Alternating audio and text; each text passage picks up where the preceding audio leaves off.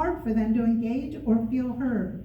My second concern is a much better accountability for fees, utility bills, taxes, and any other revenue generation.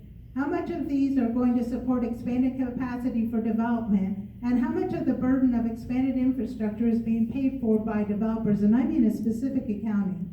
When council passes a bond, we should know immediately how it will be paid off and with what revenues and how much it's going to cost us. The Columbia Public Interest Policy Institute study of the cost of development in Washington State shows that the amount of infrastructure costs borne by the residents for new development is stunning, as much as $35,000 per single-family home. Most developers pay only a small fraction of this. It does not seem true that the growth helps reduce the tax burden. In fact, fees and taxes on residents increase because we take up most of the burden of expanding infrastructure and maintaining it. We don't know how much commercial growth will generate money for the city because we don't know their tax breaks, and we don't know how much we taxpayers are paying to build that infrastructure. Finally, I am concerned that the nearly 600 residences and home and hotel rooms coming in will be an undue burden on our infrastructure. How will Highway 202 and the Snoqualmie Parkway handle possibly thousands of cars driving to events at the mill site? Will the Muckleshoot tribe build a casino? Council had an opportunity to rule no casino on this development, but decided not to. Traffic, schools, and our daily tempers will be severely challenged. In 5 years, will our taxes and fees actually go down with all this growth? I'm in favor of thoughtful development that takes into consideration the character and needs of Snoqualmie's people. Let's build appropriate infrastructure before approving large developments, or at least build them together with developers paying their fair share. There is no need to rush. Let's have thorough, respectful dialogue, real impact studies, and good accountability for who is paying for what. Thank you. Thank you, Elaine. Catherine, 3 minutes. Tell us why you would be the best for City Council. Okay, so first of all, I want to thank the Snoqualmie Valley, Snow Valley Chamber of Commerce for hosting the forum, and moderator Brian Decora, and also the club for the use of the facility. Over the last 15 years, I made a home in Snoqualmie with my husband and my twin daughters. I love living in Snoqualmie, and I'm deeply invested and committed to the overall well-being of our community. My nearly 2 decades as a community volunteer, 20 years of business management experience, along with my MBA, and recognition as municipal leader by Association of Washington Cities has prepared me to be a thoughtful, experienced, and effective leader.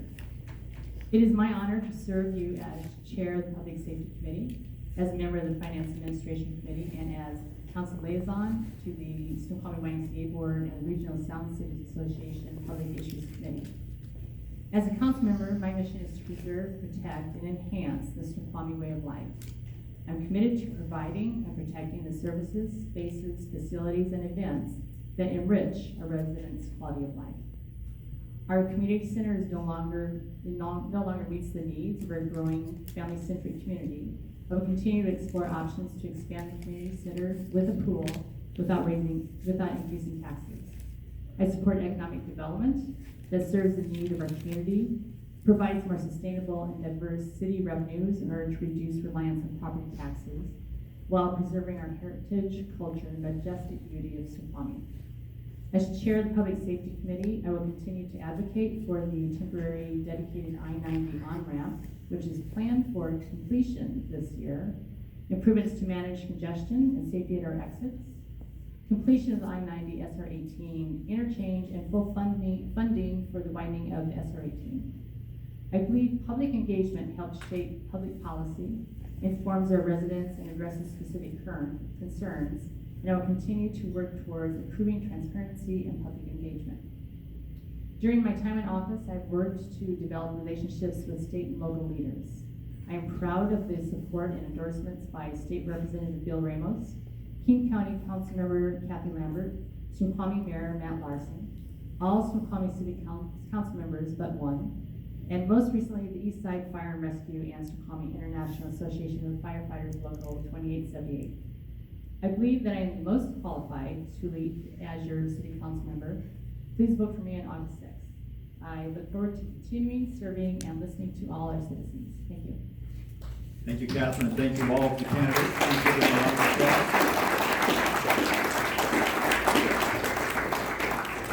concludes the list of prepared questions from the Chamber of Commerce, and I will now turn the microphone back over to Ms. Carolyn Simpson. My pleasure. Great job.